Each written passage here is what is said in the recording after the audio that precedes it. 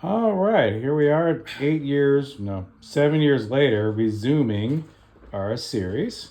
Last time you were still working and now you're retired. So, we're just going to kind of go through some questions today to cover the end of your career and life post career. So, I'll just start with what career accomplishment makes you the most proud so far? I would have to say, it's one that really stands out, and it's regarding the career I retired in, which was SAP. About 1998, 99, I was approached to learn an enterprise application called SAP. And it's amazing. I had no background experience in SAP. In fact, I had to ask, what does it mean? It's totally unknown to me. And this person's name was Shelton James. He said, I see you got Microsoft experience, computer experience, and military experience. I believe that you can learn SAP. I'll tell you, I'll make you a deal. He said, if you accept this proposal, I'll put you in training for SAP. You learn all the terminology, the meanings, how to use it.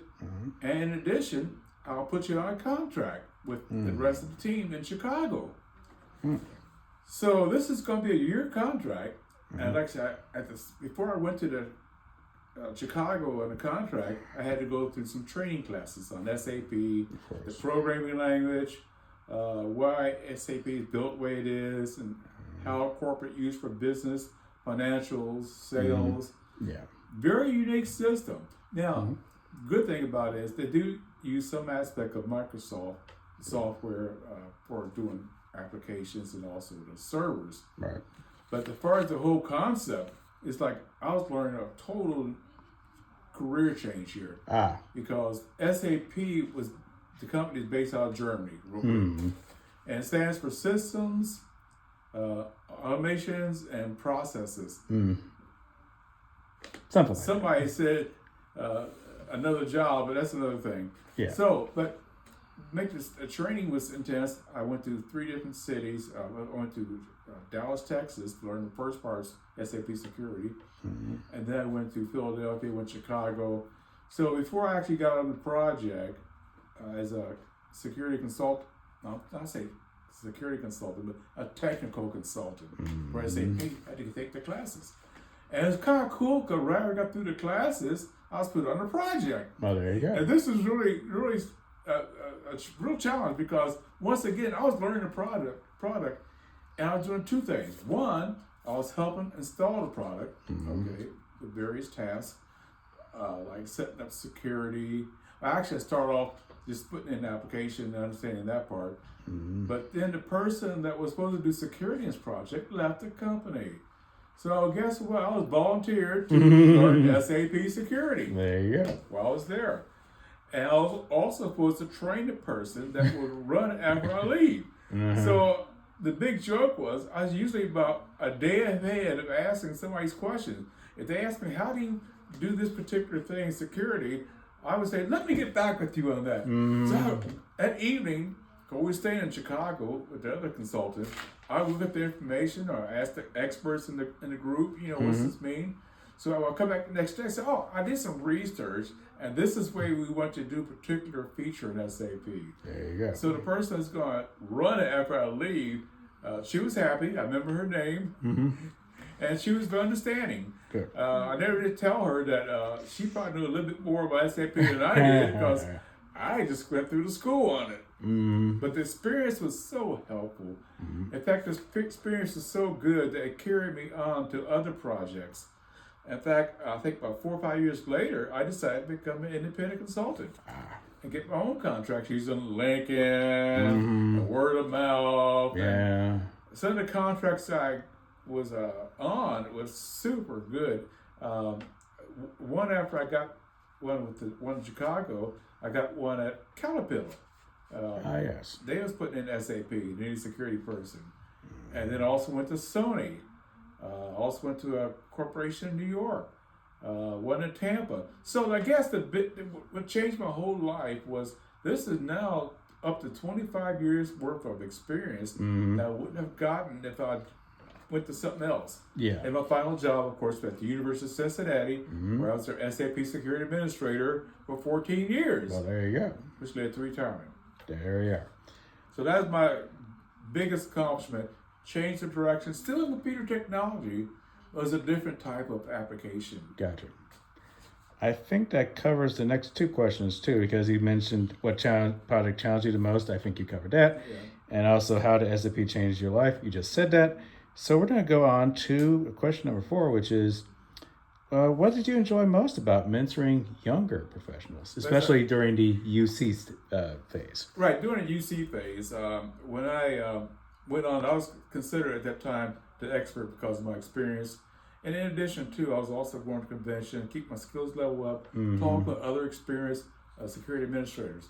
So the guy that was going to be working with me at UC, he had no background in SAP security.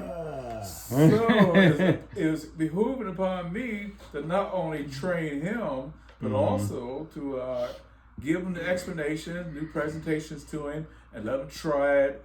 And this went back and forth for about a year until he's found it comfortable enough to do SAP security on his own. There you So go. that was great. Now, let me make a caveat. This guy came from another computer field. Okay? Yes. So he didn't know much about SAP himself, except UC's running it. But he was tasked with now understanding how to secure it. There you And go. right after that, one other guy was a college kid. I helped train him. I had my security presentation done. I put together based on my experience and what I gathered over the years. Right. Gave him a presentation, started showing him what to do, hands-on. There But you back then, we had to look at each operation, and then we'll configure security to secure it, and then we'll have a testing phase. And the test, if the test doesn't work, we go in and fix it, or we run audits on it. So Yeah. training that young guy was fabulous. His career, his college education was going to be in information technology. So I helped introduce him to SAP. There you go. So I feel good about that. Awesome. All right. I think we also covered number 5, the career decision that had most impact, switching to SAP. There you go. Absolutely. So I think that covers your career. So we're just going to go on to chapter 9, which is you retired in 2024 after 5 decades in information technology. Yes. So how did the last day feel? It was mixed emotions because I realized that at the time SAP was changing, and I wouldn't allow that UC to go as many classes as I would like to. So I was kind of disturbed that they were doing some things that I didn't think was adequate, but I decided that the only thing I could do is explain to them the best I know, the best practice to use. So my emotion was, oh, darn. I did all I could do, but it has to come to an end. Yeah. And I was looking forward to it because I was sometimes battling against people saying, well, we don't want to do this, don't want to do that. But at the same time, the people at UC were very good. They gave me a good salary, benefits. I had a chance to build up my retirement income. There you go. So Very that's good. important. So I wanted to be comfortable enough when I leave UC that our family, my wife and I, will have enough money to pay our bills each month, and also actually money to go on cruises. No, there you go. So yeah, I was looking forward to that. I figured, well, I was going on 70. Wow, I just turned 75. Wait a minute, 74. 74. That age group.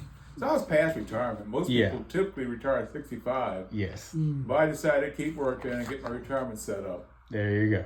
So yeah, I kind of miss it, but at the same time, I'm a little bit freer again. Like sort of like being back being a consultant, doing research. There you go. And I still get calls from people on LinkedIn and phone calls asking, "Are you available for a project?" I said, well, I may not be, but the good There's some thing is people I that are. refer some other people to. I'll send it forward to them and say, hey, are you interested in this position? Talk to this recruiter.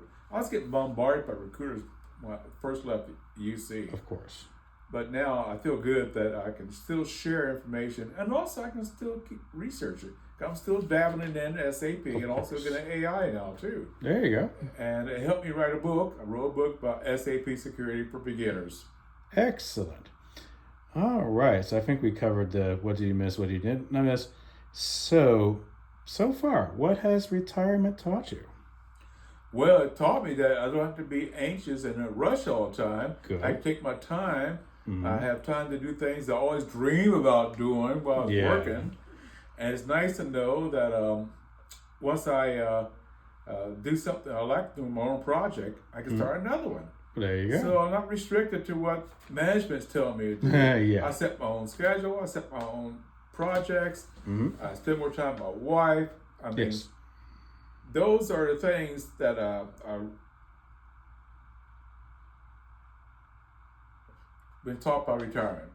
Oh, excellent, excellent. Okay. So just kind of a follow up. I remember one of the first things you did after retirement is you got called up by the Ohio Republican Party and the election of 2024. What are some of your experiences with that? That was interesting because I think one of the things that really I think I want to do is get involved in politics and since support the candidate that I believe will do something good for the country. So yes, uh, when I retired, I was asked to come to a Republican Central Committee meeting in Batavia. So as a guest, I went to the first meeting as a guest, Mm-hmm. and I was proud to go because I knew we had to have someone to do something for the country. Definitely. So while I was sitting in the meeting, they noticed that I was a veteran, got my veteran Of cap course. on. Yeah, of course. Good way to start the conversation starter. Always. And so that led to, hey, would you be interested in supporting the Trump campaign in Loveland, Ohio? There you go. So I said, sure. So I just treated that like a job. I There you got go. up, I started making plans, I started asking questions, putting together presentations, putting together hand-up material. I went at full blast. Excellent. I participated in parades. So these things that I'd never done before as far as getting involved in politics. Oh yeah. But now I was totally involved in it, went to the monthly meetings, gave reports. I was paid for some of the materials that I bought to hand out in the neighborhoods, So Yeah. that's a good experience, political experience. Oh indeed. In fact, you were a precinct captain, right? I was precinct captain, yeah. Oh, there you go. I made my officer rank. Oh wow. Precinct of the Republican Party precinct, captain of the precinct. That's Oh pretty yeah. cool. Good stuff. And the results were the candidate I supported won the election. There you go. So let's see. I believe there's a couple other things you've been involved with. I believe you've been involved with the Sons of Union Veterans. Yes, I was glad you reminded me.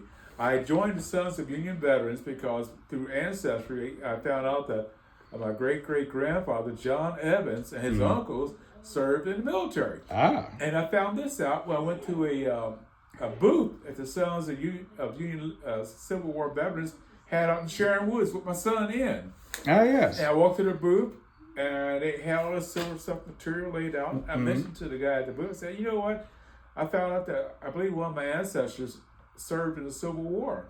He said, well, tell you what, let me find out. So someone within the group, I think the auxiliary, did some research and found out, yes, my uncle served in the 27th Colored Cavalry, infantry, 27th Infantry from Ohio. Well, there you go. Not only did my great-great-grandfather serve, but also some of his brothers served. Oh wow. And they joined the Union in 1973 or 4. They enlisted. I think it was 63 because that was the middle of the Civil War. 1863 started. 1863. Be honest with you, black people weren't allowed to serve until later on, until Abraham Lincoln 64 made or a so. proclamation. Yeah, gotcha. In 64, so my uncle and all his brothers said they joined. There it is. Plus, they got paid too. Well, that helps. At too. that Yes, point, of they were course. mostly farmers, but they decided they want to serve the country because it meant setting the black people in South, getting them free. But we have free people in Ohio, but there's still some prejudice and stuff. But Yes. in order to prove that we as black people were citizens of the United States and we was in slavery, period. So Union Veterans was very nice. I went to some of their meetings, been to some of their conferences they had locally, and went to some of their dinners, got my wife involved, had my son come to one of the meetings, because he can still join, still pay his dues. Yes. So anyway, that was a good experience being in the Sons of Union Veterans of the Civil War. And the other thing I got involved in was, later on, was I got involved in UC Cincinnati AI for UC. Oh, nice. This is where a bunch of veterans, a bunch of young people, we all come together. We talk about the latest developments in AI, which since I have a computer technology, and the big secret is I was involved in AI back in late 60s when I was on the missile team. We something called autonomous monitoring, or we call it machine learning. Yeah. So the missile can sit out there by itself, but still be monitored and interconnected. If I went to the silo, I just found out, okay, what was wrong at this site, and that's how I did my repairs. There you go. So there's a couple things I want to quickly mention. You were in the Suns, you were a chaplain, right? Yes, I was a chaplain. We actually mentioned that. And, it really helped me to dig into the Bible and also learn to start the meeting with prayer. And then from there, I was asked to speak at other meetings and go to graveyards for Memorial Day to honor fallen Civil War heroes. And they liked me to be a chaplain so long. I did it about 4 years. Well, sure. Wow, that's impressive. So, yeah. And then they wanted me to go up in the ranks and become maybe a head of the chapter. I thought, you know what, being a chaplain was a nice thing. Yes. But being commander, making all these meetings, decisions, it sound like another job. Another job, right. But the current commander now keeps in touch with me. Very good. And every now and then they ask if I can be present at a Memorial Day event. I may go back to a meeting occasionally. I haven't been back yet because I had some other complications last year. But it's one of the things I will do occasionally, drop in, see how they're doing, say hi, give them a big hug, and let them know I'm still supporting the Suns. I'm still paying my dues every year. Of course, very good. But I like the freedom of deciding when I want to go. Exactly. Not just you got to go each month. Yeah, you got to be this ceremony. Yeah. No. I didn't retire to get caught up in a task. Yeah. I want to relax. Yeah. Is there anything else I did? Actually, there is something else. Circling back to the ancestry for a moment. Yes. You made a discovery. Yes. I discovered that I had a brother. A brother? Brother, yes. I didn't know about this when we was growing up. My sister and I never knew we had a brother. He's born 1954. My father had a little fling and had a son. And it's interesting. The family never told us about this younger brother. So he didn't know who his father was. Oh, wow. So what happened was, through an ancestor, I read across one of his daughter contacted me and wanted to know why our DNAs are so close. And she wanted to know who my father was. I said, well, my father's so-and-so McCullough. He said, well, my father said he never knew his father. Oh. That was my father that he didn't know. Oh, wow. So one thing led to another to find that we had a chance to meet that year. He came from Cincinnati. He's originally from Cincinnati. Oh, how about that? And when he got at the place he was staying at, one of his family, I went and picked him up, brought him back to our apartment, introduced him to my wife and other cousins. I know a color clan. They met him. And, there you go. And it's interesting that two of my cousins actually he lived next door to two of my cousins, but they didn't know they was related. They were just friends. There you go. So we had a lot of catching up to do. One guy said, oh, yeah, I remember you. But he didn't know that he was a relative of ours. Oh, wow. He's a McCullough. Oh, there you go. His last name is McCullough. There you go. Now, future plan, I do plan on going to Texas where he lives. In fact, I'll probably do it this year once I get some things taken care of. And we're just going to sit down and talk for a day or so. I'm just going to talk about my dad, what we did. Some of the things he missed not hearing about his father, our father, because our father did serve in the Navy. And he ended up serving in the Army. So we had a couple of things in common right off the bat. Indeed. And he also knew my uncle, Jazz, who's a policeman. Go figure. So yeah, I'm looking forward to it. Bring some pictures from the family, probably on my iPhone that I'll take. Of course. So yeah, that's a great ancestry. Also, I must have reached over 1,000 people in my research. I'm still researching. Of course. All right. We're starting to run out of time, but I do want to cover one last thing. Okay. We'll do chapter 10 on the next video. You mentioned your sister. Yes. Well, unfortunately, I believe your sister's no longer with us. Yeah, she did pass. And sad thing about it is she never wanted to meet her younger brother because she didn't really believe it. You know, she didn't want to get involved in it because that happened many years ago. Yeah. And she died during COVID, which is another reason why strong against anybody taking vaccines that have been proven. Yeah. I take it you do miss your sister, of course. I do miss her. I think about her from time to time. Yeah. We grew up together.